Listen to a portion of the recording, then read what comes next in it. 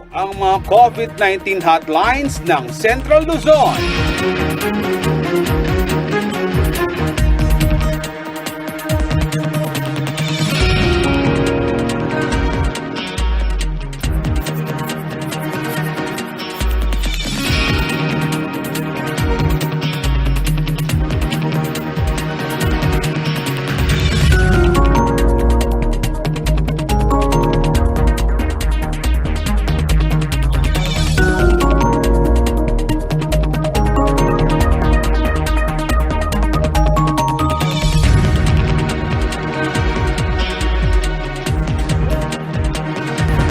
Maging alerto, alisto. Ating kang kilalang katutubong Aita, amen na gumpe kiniyayaliwang larangan. Nung ala kang idea abe, malbekang atin kaming K. King Webis, alas 8 ng Bengi, King CLTV 36. Live yan naman, King CLTV 36 Facebook page.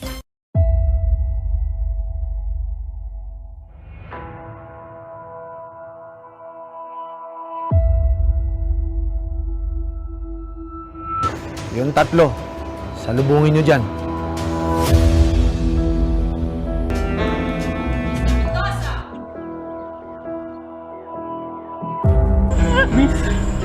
Miss! Diyos ko, anong gagawin ko? Bento ako ng gamot para sa mga may sakit na hindi na gumagaling.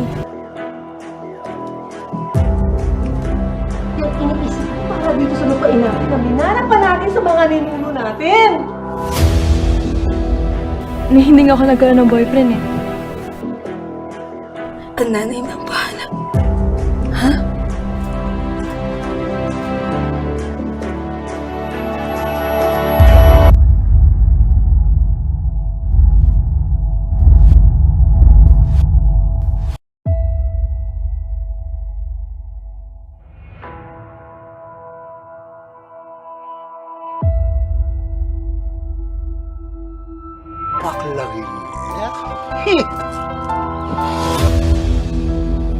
Sakatang mati agad eh. Matita naman nga. Makanda. Photographer ko. Yang ninong tao, bibisuran kong sulat. Alam ka siya sa bukbok na kasunali ka! Tako kari darang bengin niya, magluto na ka no. Sige ako pa. Mag-tricycle driver ko pa. Bro, paulit ng sir dito ang gawa mo. Alam mo.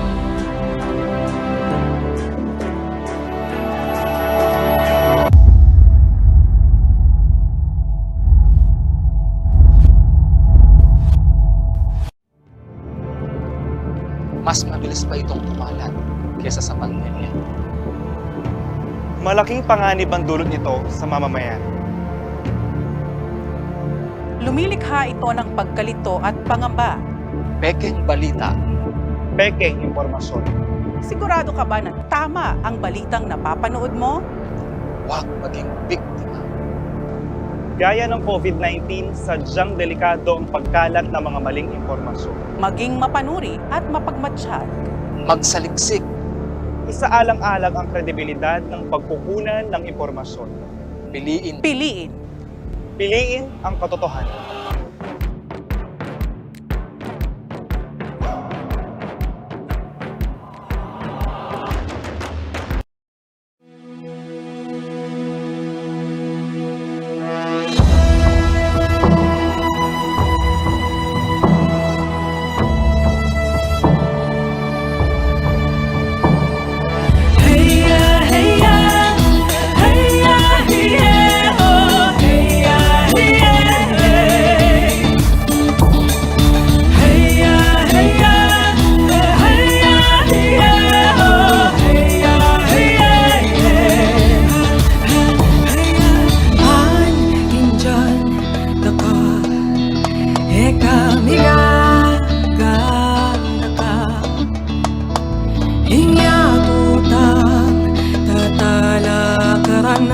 Bisang pay sambut king kabyasnan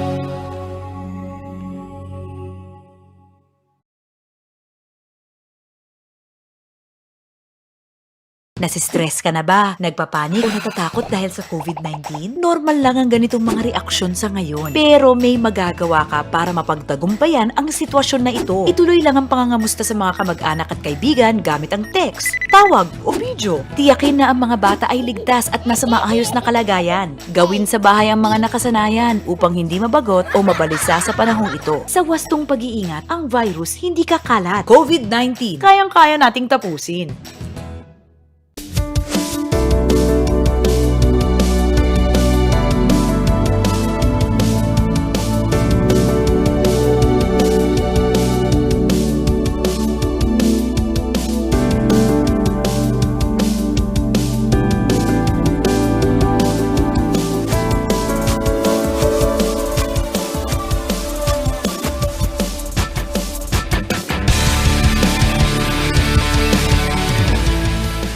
Para malabanan ang COVID-19, ang kailangan natin ay tama at totoong impormasyon, hindi fake news. Huwag ka agad maniniwala sa nababasa at naririnig. Ang pagkalat ng mga maling paniniwala tungkol sa COVID-19 ay nagdudulot ng panik, takot at maling desisyon. Laging i-double check kung saan nanggaling ang nabasa o narinig. Maging mapanuri at i-share lamang ang tamang impormasyon. Sa wastong pag-iingat, ang virus hindi kakalat. COVID-19, kayang-kaya nating tapusin.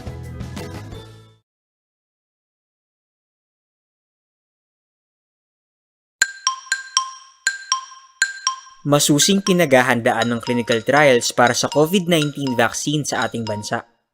Kasabay nito, ang pagsisikap natin na maibahagi sa mga tao ang tamang impormasyon tungkol dito. Matatanda ang sinimula naming ipaliwanag ang proseso ng clinical trials sa unang serye ng ating explainer videos. Kung hindi nyo pa ito napapanood, maaari nyo itong i-access gamit ang link na ito. Ngayon naman, dadako tayo sa regulatory stage o paano pinahihintulutang bilhin at gamitin ng bakuna sa COVID-19.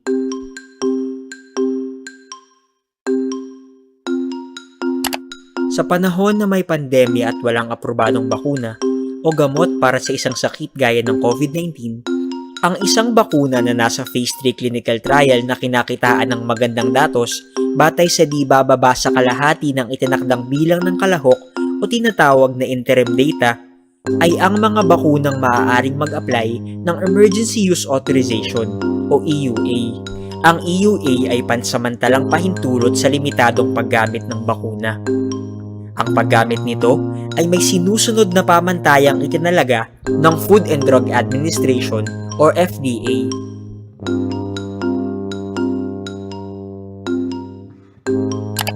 Bagamat mayroon ng mekanismo sa pagbibigay ng EUA, mahalagang ipagpatuloy pa rin ang pagsasagawa ng phase 3 clinical trial ng mga bakuna. Sapagkat, una, mabibigyan lamang ng Certificate of Product Registration o pahintulot na maibenta sa publiko ang isang bakuna kung may kumpleto na itong datos ng phase 3 clinical trial. At pangalawa, maaaring bawiin ng FDA ang EUA sakaling magkaroon ng tinatawag na serious adverse events bilang resulta ng pagbabakuna.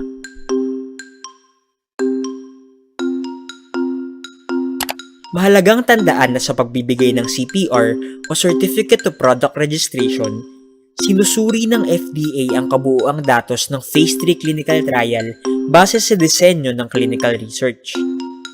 Ibig sabihin, hindi lamang limitado ang pagsusuri sa resulta na nakuha mula sa phase 3 clinical trial na ginawa sa Pilipinas. Sakaling may trial size din sa ibang bansa. Dagdag pa rito, maaari ring mag-apply ang ibang vaccine developers ng EUA at sa kalaunan ng CPR sa Pilipinas, kahit wala silang clinical trials na isinagawa sa bansa. Basta kumpleto ang maisusumitin nilang mga dokumento mula sa pre-clinical trial hanggang sa phase 3 clinical trials, base sa hinihingi ng FDA.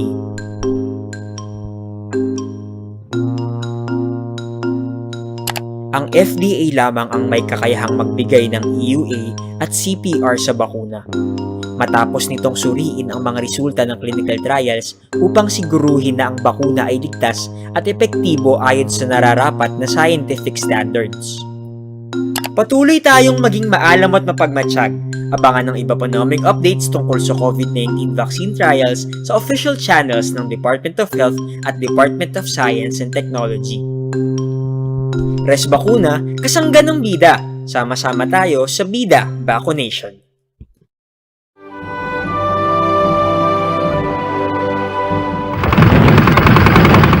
Naubusan ng bala ang Philippine Army at ang mga Amerikano. Kaya matras. Tanong, saan matras?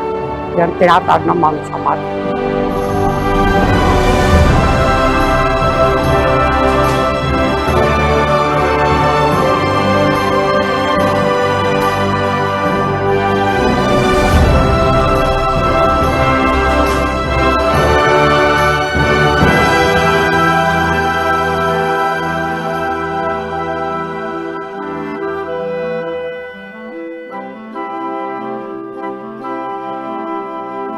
January 15, nag-umpisa na naman ang labanan sa Mount Samat.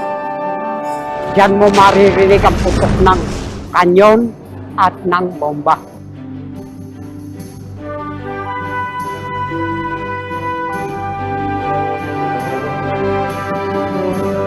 April 9, nagkaroon ng death march. Yung mga Philippine Army daw, kung makikita ninyo, maawa kayo sa ginagawa ng Hapon.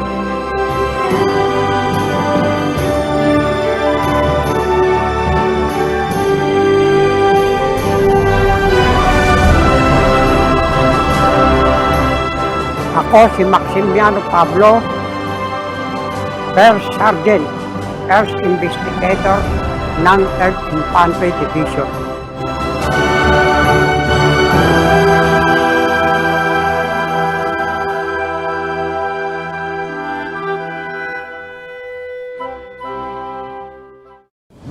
Kaibigan, kahit saan ka pa sa Bulacan, mapapanood mo na ang CLTV 36 shows sa ating mga cable partners. Villarama Cable TV Network sa Analog Channel 75 at Digital Channel 71. Home Choice Cable TV sa Analog Channel 51. Datelsat Cable TV Network sa Analog Channel 41. Skywatch Cable Network Corporation sa Analog Channel 37. Golden Eagle Cable sa Analog Channel 75 at Digital Channel 71. Central Luzon Cable Television Network sa Analog Channel 75 at Digital Channel 71. Star Cable TV sa Analog Channel 48. Master Cable TV Network sa Analog Channel 71. New World Cable Network sa Analog Channel 71. Tumutok araw-araw sa mga programa para sa mas marami pang impormasyon at kaalaman. Dito lamang sa Central Luzon TV 36.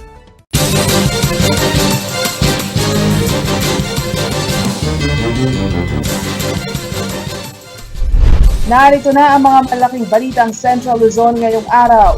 Pampanga, top 3 sa may pinakamaraming bagong kaso ng COVID-19 sa dalawang magkasunod na araw. City of San Fernando may pinakamaraming COVID-19 active cases sa Pampanga sa bilang na 669. Hindi updated na listahan ng 4-piece beneficiaries dahilan daw ng ilang aberya sa pagkuha ng cash payout sa Bulacan.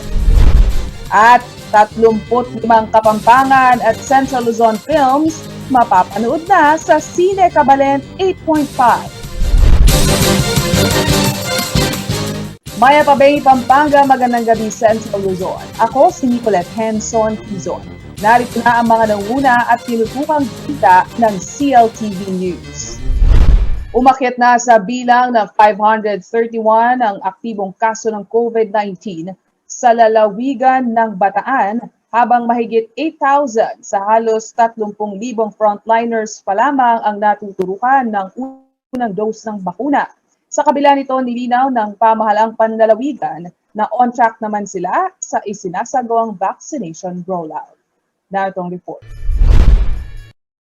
Lumampas na sa 500 mark ang active COVID-19 cases sa Bataan. Base sa latest coronavirus bulletin ng lalawigan, 4,849 ang total confirmed cases sa lugar, kung saan 531 dito ay aktibong kaso. Tuloy-tuloy naman ang COVID-19 vaccination rollout sa probinsya. As of April 13, 8,806 na medical at non-medical frontliners na ang nakatanggap ng bakuna. On track din umano ang Bataan para sa vaccination ng kanilang mga frontline workers na bahagi ng priority list. Kabilang na riyan ang mga healthcare at uniform personnel.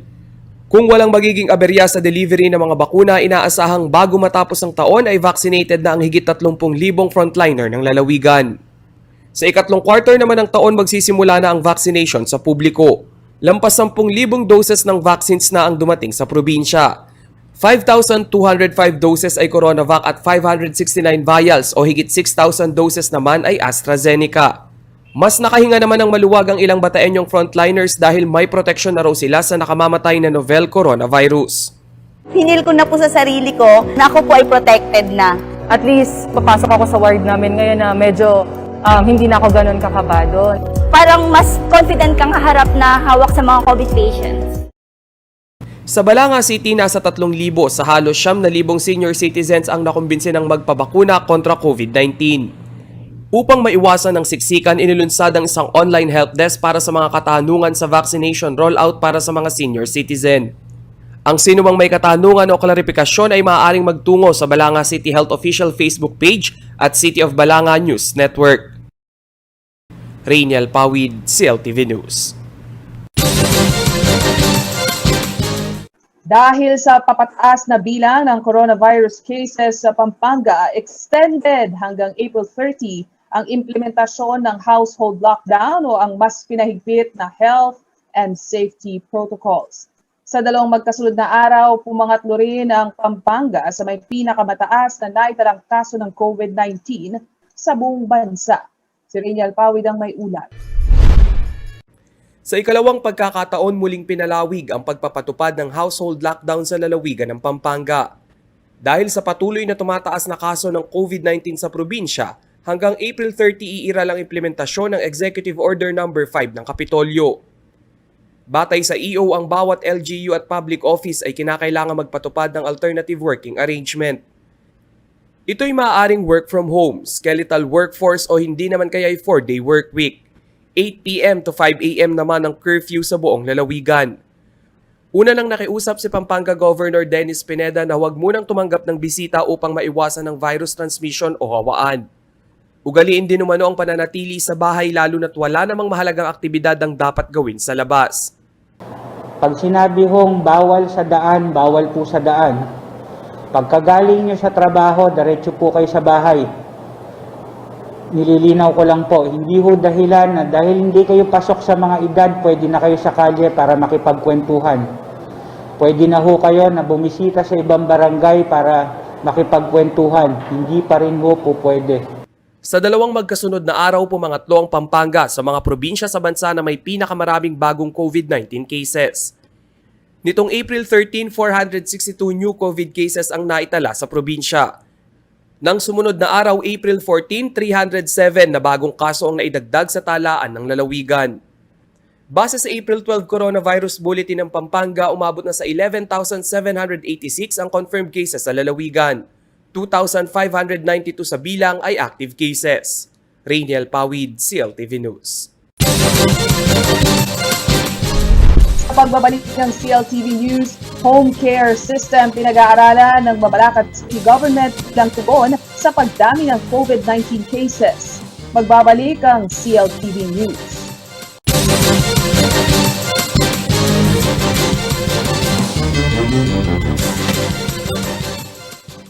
Ang programang ito ay hatid sa inyo ng National Grid Corporation of the Philippines.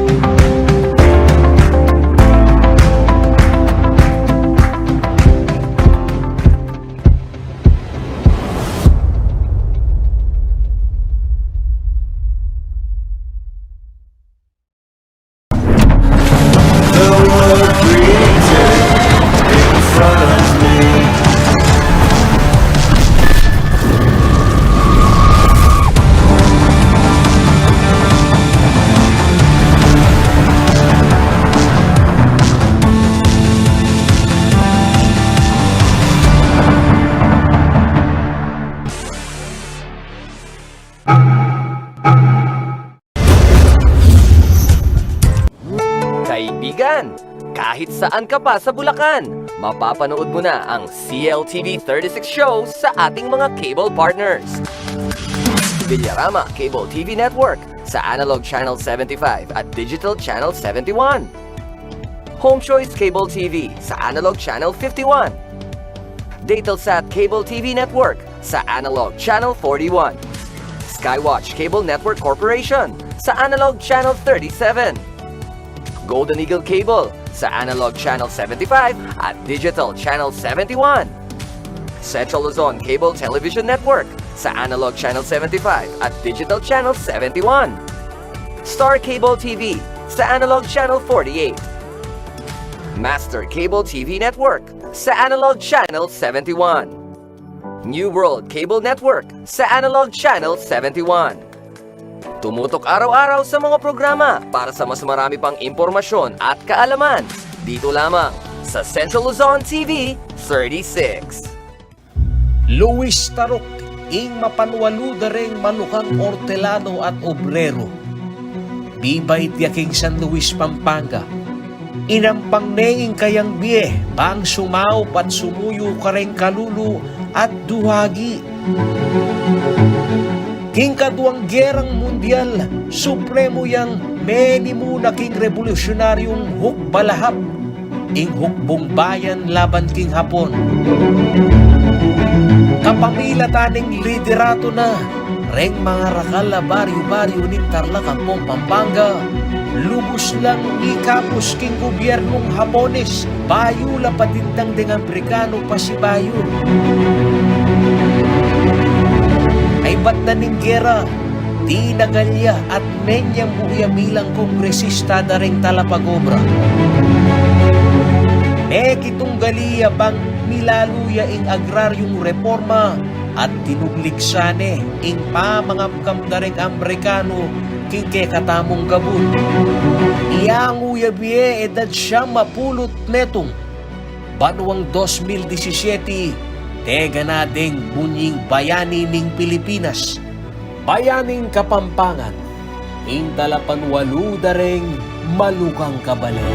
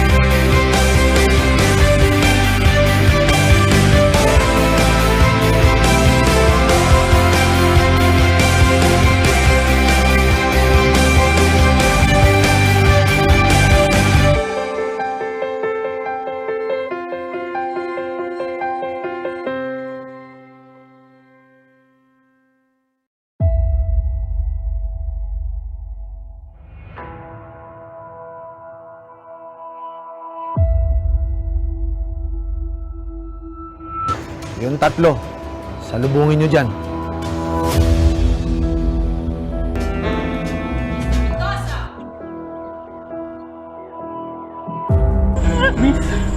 Miss! Diyos ko, anong gagawin ko? Bento ako ng gamot para sa mga may sakit na hindi na gumagaling.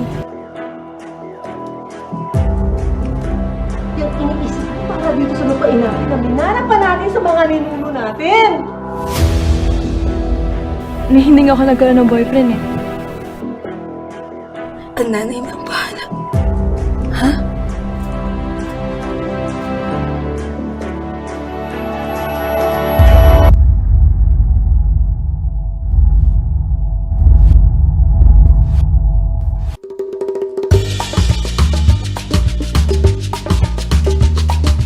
Anyang Marcalpa Farmlands, Quezon, Pampanga. May giyang libangan da ring anak a Kapampangan o maski na ring mga tuwa na mandakap lang insekto kaya rininguran. Kay ba't luto de ang pongkanan. Kanita, sobra la karakalketi. Ing pamanda ka pinsekto, taga nang maka-enjoy ampong exciting. Kasi makatok nang la underground. Bang kanitang arakap mula, kailangan may gamitan ng gamat mo. O, atin na kang idea king amon nun ko. Aywa, ing kamaro o mole crickets. Kareng Kapampangan, considered ang delicacy. Dakala, patsekauran, ang pumabasahing gabon. King August, September. Kaya ti Pampanga, ating papingbalay na mag-celebrate Kamuro Festival, ing magalang. Manyaman taga ng mamangan exotic foods, lalo na't aliwaliwang luto, ing malyari mong gawan Kenny. Malyaring adobo, malyaring yalo meking bringi, at niyayaliwa pa. Aliwaya taga na yung Kapampangan ikakabalit, atakman mo na ba yung kamaro? Nung alipa, subuknan mo uling siguradong metong mo yung sabgan mo. Kanyaman!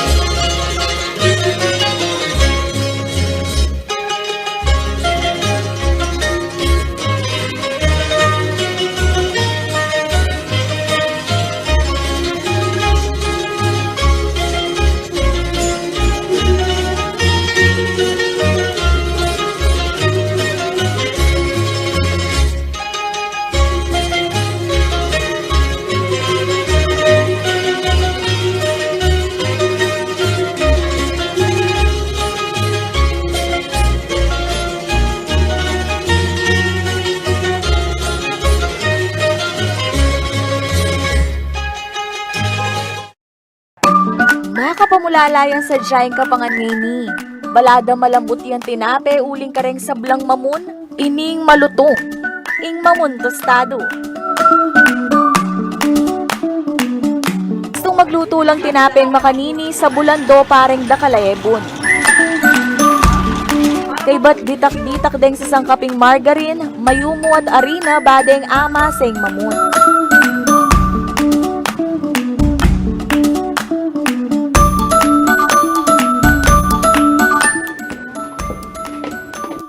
Pacheos tunay pangagogoing masa, idatok danay ni king lulanan balang mayorno.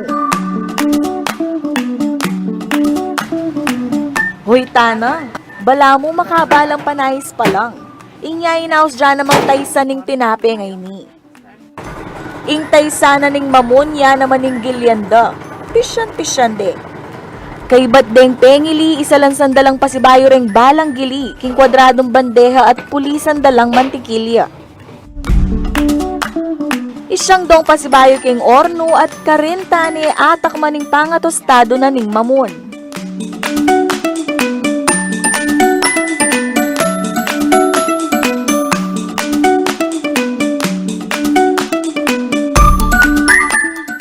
Pamoso yung pasalubongin kapangan ngini king Pampanga. Ing malutong nga mamon tostado.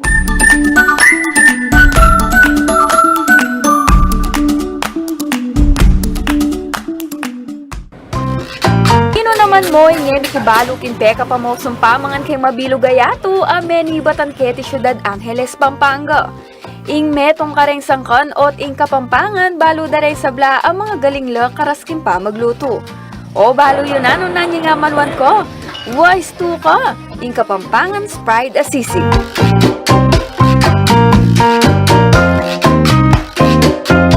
Inya pang banwang 1732 ag pangkyan diksyonaryo ning Kastilang Fraile Berganyo kay mita de paaman ning sisigay buri ng sabyan is to snack on something sour. Anya naman bayo la pamewusureng miyali-waliwang versions na nini ing metong kareng sinikat ing sizzling sisig ning Angeles. Ore ni re sangkap bang kanita makapagluto ka namang sizzling sisig, mantikilya, kalamundi, asin, vetchin, larang inanis, dildak kapaminta, ning nangate na ning manok, sibuyas, ampo pang ning nangaligang babi. Tataran ning babi sa kami gogo kayabe na ning nangate na ning manok. Bulos mo yung dakala sibuyas, kay bat pulisan may mantikilya inkek ang sizzling plate. Tsaka may bulos yung sisig.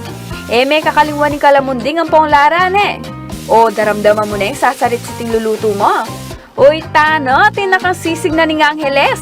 Birna mo, sold na ko.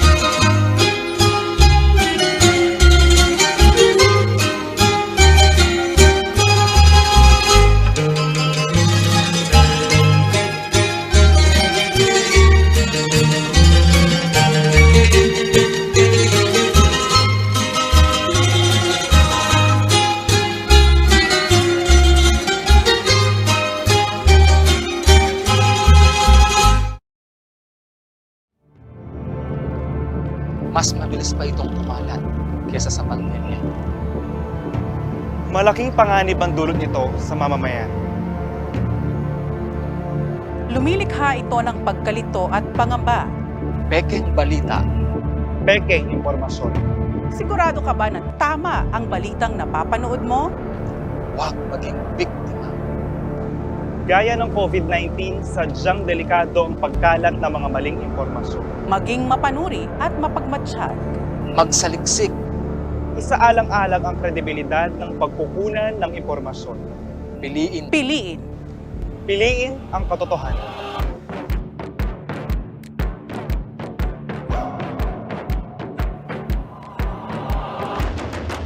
Nasistress ka na ba? Nagpapanik o natatakot dahil sa COVID-19? Normal lang ang ganitong mga reaksyon sa ngayon. Pero may magagawa ka para mapagtagumpayan ang sitwasyon na ito. Ituloy lang ang pangangamusta sa mga kamag-anak at kaibigan gamit ang text, tawag o video. Tiyakin na ang mga bata ay ligtas at nasa maayos na kalagayan. Gawin sa bahay ang mga nakasanayan upang hindi mabagot o mabalisa sa panahong ito. Sa wastong pag-iingat, ang virus hindi kakalat. COVID-19, kayang-kaya nating tapusin.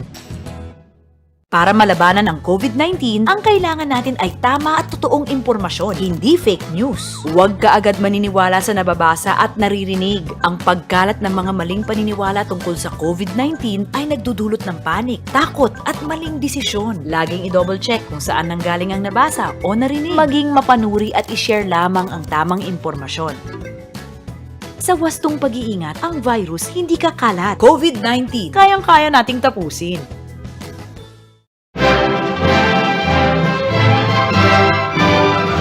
Ang museo ni Ramon Magsaysay ay dating tahanan ng mga magulang ni Ramon na siya'y bata pa.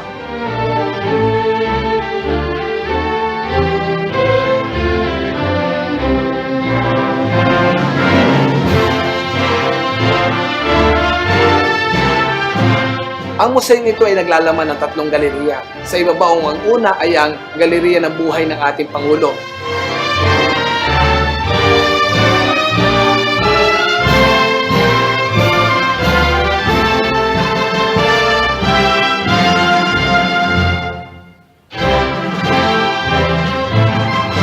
Sa ikalawang gallery naman, patatagpuan ang buhay pamilya ni Ramon.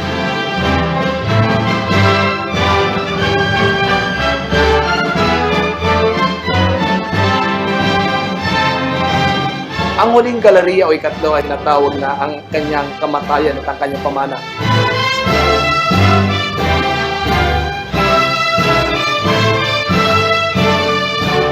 Ang Museo ni Ramon Magsaysay ay nagpapasalamat sa inyong istasyon na CLTV 36 dahil ito po ay katuwang namin upang mas lalo pang maipakilala ang Museo ni Ramon Magsaysay sa ating publiko sa gitnang Luzon. Muli po, ako po si Noel Gatot, ang kurator ng Museo ni Ramon Magsaysay.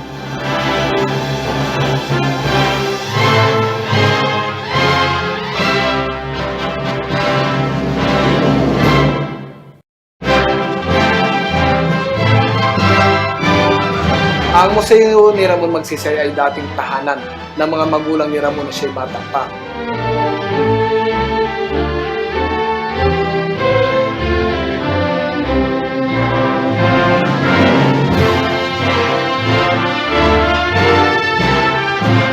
Ang museo nito ay naglalaman ng 3 galeriya. Sa ibabaw, ang una ay ang galeriya ng buhay ng ating Pangulo.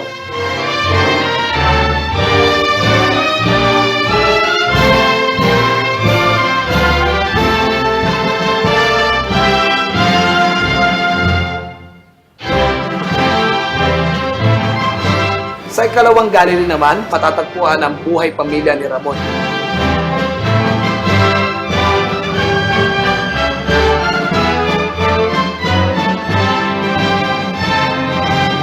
Ang huling galeriya o ikatlo ay natawag na ang kanyang kamatayan at ang kanyang pamana.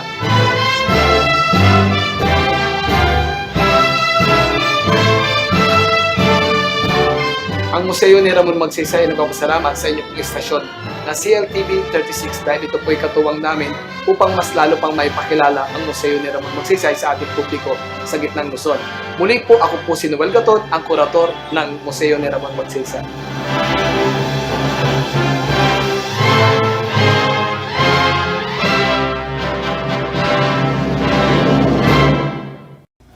Luis Tarok, ing mapanwaludareng manukang ortelano at obrero. Bibay tiyaking San Luis, Pampanga. Inampang neing kayang biye, pang sumaw pat sumuyo kareng kalulu at duhagi. King kaduang gerang mundial, supremo yang menimu na king revolusyonaryong hukbalahap, ing hukbong bayan laban king Hapon. Kapamila taning liderato na, reng mga rakala baryo-baryo ning Tarlac-Ampong, Pampanga. Lubos lang ni kapos king gobyernong Hapones, bayo la patintang ding Amerikano pa si bayo. Ay ba't na ning gera, di nagalya at menyang buya bilang kongresista na ring talapagobra. Kitong galiya bang nilaluya ing agraryong reforma at tinugliksane ing pamangapkam na ring Amerikano king katamong gabun. Iyanguya biye edad siyang mapulot metong banuang 2017 tega na ding bunying bayani ning Pilipinas.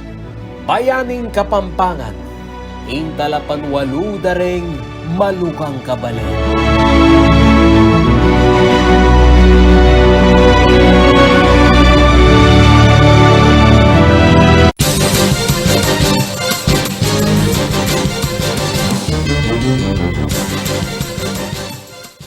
Babalik ang CLTV News at sa iba pang mga naunang balita.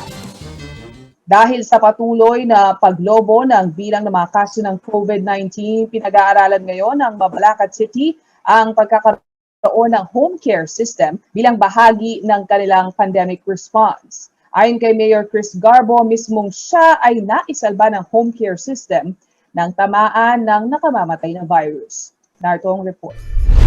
Hindi nawawala sa top 3 na may pinakamataas na bilang ng COVID-19 cases sa Pampanga ang siyudad ng Mabalacat.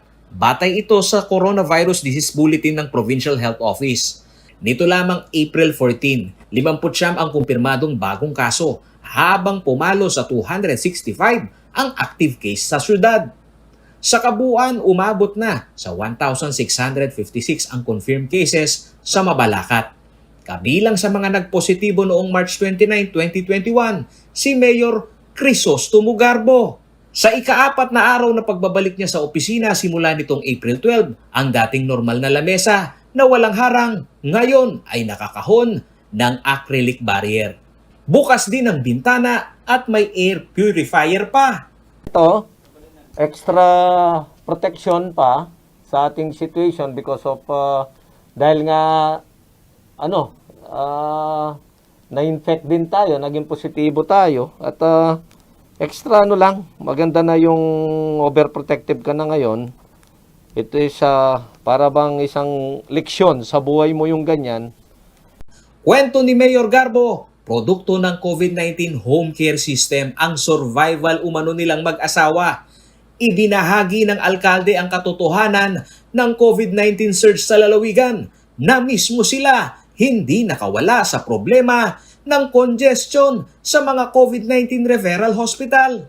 Nung lumabas yung resulta, talagang nalungkot tayo at talagang naramdaman natin kung ano yung takot na nasa pag-iisip mo at saka nasa dibdib mo, no?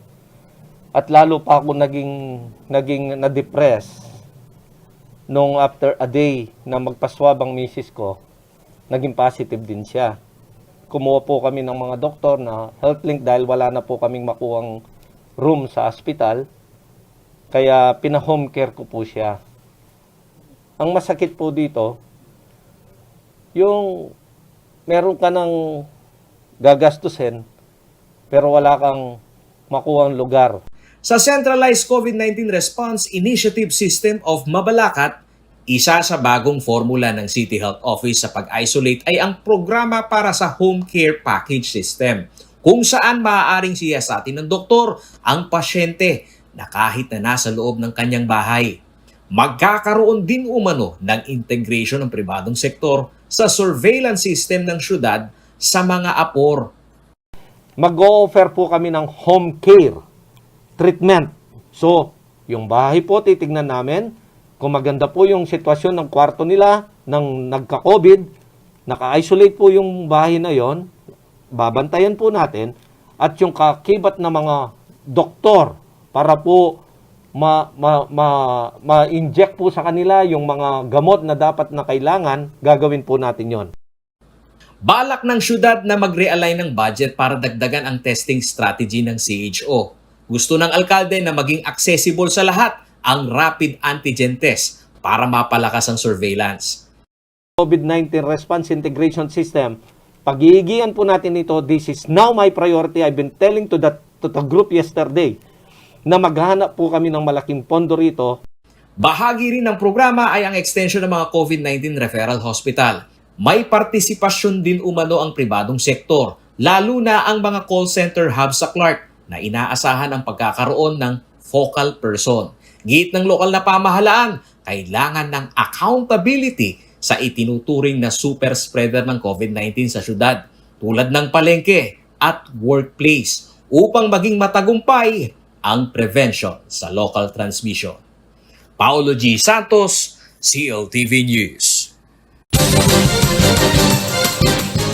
Namumuna ang City of San Fernando sa may pinakamaraming COVID-19 active cases sa Pampanga. Nito lang April 14 ay nakapagtala ang lungsod ng 65 new cases, kung kaya't lumobo na sa 669 ang bilang ng mga aktibong kaso. Kasabay ng dumaraming bilang ng COVID-19 positive patients ay ang pagkapuno naman ng mga isolation facilities. Narito ang report ni Rainiel Pawi. Itinuturing na sentro ng komersyo ang siyudad San Fernando. Naglalaki ang establishmento at negosyo ang matatagpuan dito. Katumbas niyan ang maraming bilang din ng tao. Ngayong pandemya sila rin ang sentro ng may pinakamaraming aktibong kaso ng coronavirus sa buong Pampanga. Nitong April 14, 65 na panibagong kaso ang nadagdag sa syudad. Dahilan upang pumalo ang kanilang active cases sa 669. Ayon sa City Health Office, nagsimulang tumaas ang kaso noong unang linggo ng Marso. Ilan sa kanilang nakikitang dahilan ay ang pagluluwag ng mga establishmento, partikular na sa mga kainan. Malaki rin naman ang posibilidad na kumalat ang virus sa bahay sa oras na may isang na-expose sa labas dahil sa trabaho o anumang aktibidad. Steadily, darakal la rin kaso tamo. Ita po yung ikit ming dahilan siguro, itang pamagluwag karang kakatamang protocols, at may itong pa po ken, de kakatamong memalen, medyo may kampante na po, siguro bisanin na lakitang aldoldo pamibiyebiyada na halos sala naman miyawa dati. Dahil sa pangyayari, punuan na rin ang mga isolation facility ng lungsod. April 10 ang ianunsyo ng syudad na naabot na ng City Isolation Facility ang maximum capacity nito. Itang kakatamong pong COVID kalinga isolation facility king San Isidro, 105% no po ring capacity, occupancy rate tamo ka rin. Kaya tapong 220 capacity tamo, kasalukuyan 231 na rin maka-isolate tamo ka rin. Sa kabila ng lumolobong bilang ng COVID cases sa syudad, wala pa rin konkretong plano ukol sa pagpapatayo ng agarang karagdagang isolation facility. Maliban sa pagpapatupad ng strict health at safety protocols, inilunsad din ng City COVID Task Force ang Fernandino Kapitbahay Ko Bantay Ko program. Dito inaabisuan ng lahat na isumbong ang kanilang kapitbahay na lumalabag sa itinakdang guidelines. Ang programang ito umani ng samut-saring batiko sa mga netizen. Hamon nila maglatag ng mainam na solusyon ng lokal na pamahalaan upang tuluyang mapababa ang kaso ng COVID sa lungsod. Sa latest coronavirus bulletin ng syudad, 2,904 na ang total confirmed cases. 2,136 ang recovered at 99 ang namatay. Rainiel Pawid, CLTV News. Sa pagbabalik ng CLTV News, hindi updated na listahan ng 4-piece beneficiaries dahilan daw ng ilang aberya sa pagkuha ng cash payout sa Bulacan. At 35 Kapampangan at Central Luzon Films mapapanood na sa Cine Valent 8.5. Manatiling nakatutok, magbabalik ang CLTV News.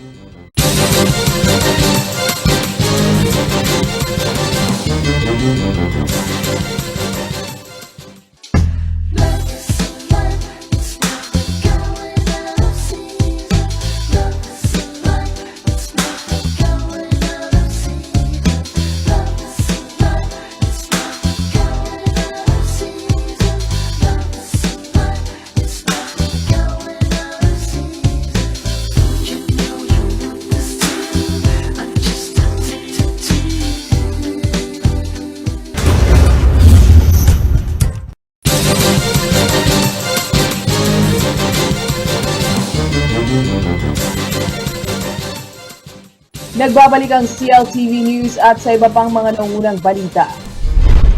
At tuloy umanong nababawasan ang bilang ng mga earthquake o pagyanig sa Bulkang Pinatubo simula noong ikatlong linggo ng Marso hanggang sa kasalukuyan. Ito ang nilinaw ni Dr. Renato Solidum ng Philippine Institute of Volcanology and Seismology of PHIVOLC sa isang webinar na isinagawa ng Pampanga Chamber of Commerce and Industry Incorporated o PAMCHAM nitong ika-14 ng Abril. Sa pinakahuling Pinatubo Volcano Bulletin as of 8 a.m. ng April 15, 4 na volcanic earthquakes ang naitala ng ahensya sa nakalipas na 24 na oras na pagmomonitor. Ayon pa kay Solidum, fault activity at hindi magma activity ang dahilan ng mga pagyanig. Bagamat nasa alert level 1 pa rin ang Bulkang Pinatubo, wala naman daw dapat ipangamba hinggil sa pagsabog sa nalalapit na panahon. Inabisuhan rin ni Solidum ang mga business leaders at maging ang lokal na pamahalaan na magkaroon ng maayos na plano kaugnay ng paggamit ng lupa upang maiwasan ang posibleng pinsala na hatid ng lahar kung sakaling mangyari ang hindi inaasahan. Nanatili naman ang banta ng lahar flow sa Zambales at itang bahagi ng Pampanga dahil ayon kay Solidoong nakaimbak pa rin ang mga pyroclastic deposits sa bukana ng bulkan mula noong sumabog ito noong 1991. Subalit, tanging pagkalakas-lakas na ulan lamang umano ang pwedeng maging dahilan ng pag-agos nito sa Pasig Potrero River at sa mga tributaries patungong West Philippine Sea. Sa iba pang balita, nagdulot daw ng ilang aberya ang hindi updated na listahan ng 4-piece beneficiaries sa pamamahagi ng cash payout sa mga apektado ng Enhanced Community Quarantine sa Bulacan. Aminado naman ang Department of Social Welfare and Development na patuloy ang kanilang ginagawang updating sa data system. Narito ang report. Sa wakas ay makatatanggap na ng ayuda si Rochelle Morong ng Hagonoy, Bulacan. Isa siya sa maraming obrero sa barangay Iba-Ibayo ng nasabing bayan na natigil ang kabuhayan. Salamat na rin po't nakakuha kahit unang ayuda ko pa lang. Kasi unang-una po sabi 4-piece daw yung magulang ko. 24 anyos na si Rochelle at may asawa. Problema niya kahit anoong panahon ng pamamahagi umano ng Special Amelioration Funds o SAP ng DSWD noong nakaraang taon ay hindi maialis-alis ang pangalan niya sa 4-piece beneficiary. Sa ilalim kasi ng SAP, hindi na maaring tumanggap ng ayuda ang mga member beneficiaries. Ang siste, hindi na raw updated ang listahan ngayon dahil marami na sa mga miyembro ng pamilya ay may sarili na ring pamilya ngayon. Lagi po nila akong pinag-fill up hindi naman pagka-payout na lagi akong Laging wala. Lagi hindi daw po ako pwede kasi anak daw po ako ng 4-piece. Naging 4-piece po nanay ko hindi na po ako hindi naman po talaga beneficiary, pinasulat ng po ng Pangulo nila yung pangalan ng lahat ng anak. Ayon kay Rochelle, muntik na siyang hindi makatanggap ng ayuda kung hindi pa ito nakipagkumprontahan. Nagreklamo ko. Malaking bagay po ba ito matatanggap nyo ngayon? Ano pong gagawin? Pero mas malaking bagay po yung 13,000 no, na sinali nila ako, hindi nila ako pinag-payout. Ang lagi nila, nagtuturuan sila DSWD at barangay. Sa kaso ng mga nagpe-payout sa barangay Iba-Ibayo, sa pagbabantay ng CLTV News, isa lamang si Rochelle sa nagrereklamo na kaanak ng 4-piece ayon sa barangay secretary na si Rochelle de la Cruz. Iginiit sa amin ng opisyal na iba't ibang kaso ng mga claimant ay may grievance committee ang mga ito upang pakitunguhan ng reklamo. Ngunit bahagi ng transparency at upang hindi malusutan ang abiso ng barangay ang paghihigpit nila sa maliit na bagay tulad ng erasure o pagkakamali sa pangalan ay talagang binibigyan ng sapat na panahon. Naka-match po yung SAC form, yung payroll, tsaka yung ID nila. So, yun po yung chinecheck. Kung meron man pong erasure, for example, sa spelling, like for example, sa enye, gano'n. Meron po kasi may mga part na may time na may enye, may NI, mga gano'n. So, nag-issue po kami ng certification from CAP na pagpapatunay na siya ay isang tao lang. Inusisa ng CLTV News Team kay Rainier Grospe, ang Information Officer 3 ng DSWD Region 3, ang kaso ni Rochelle Morong. Aminado ang DSWD na patuloy pa nilang ina-update ang data system para sa mga pamilya ng 4-piece beneficiary. At isa umano ito sa kaso ng marami sa anak ng 4-piece beneficiary na hindi na isasali sa ayuda noon sa SAP. Pamilya natin noon ay magkakasama sa isang household, ika nga. So itong example na ito ay maaaring yung head of the family, yung nanay or yung tatay niya, noong mga panahon na yon na na-interview sila, which was around 10 years ago. 10 years ago pa to, yung data na to, kasama sila sa bahay, no? Nagagawa naman umano ito ng paraan ng DSWD, lalo't ang grievance committee ng local government unit, kabisado na ang kanilang eksena. Tayo ng solusyon, no? Basta mapatunayan, may certification ng barangay na nakabukod na sila doon sa kanilang pamilya, pwede silang mapasali doon sa regular SAP. So, ayon sa DSWD Region 3, sa pagbabantay nila sa payout ng mga bayan sa Bulacan, wala umanong naitimbre ang Department of the Interior and Local Government o DILG na magkakaroon ng extension ang pamamahagi ng ayuda, ngunit may ilang lokal na pamahalaan ang nais umapila para sa nasabing extension.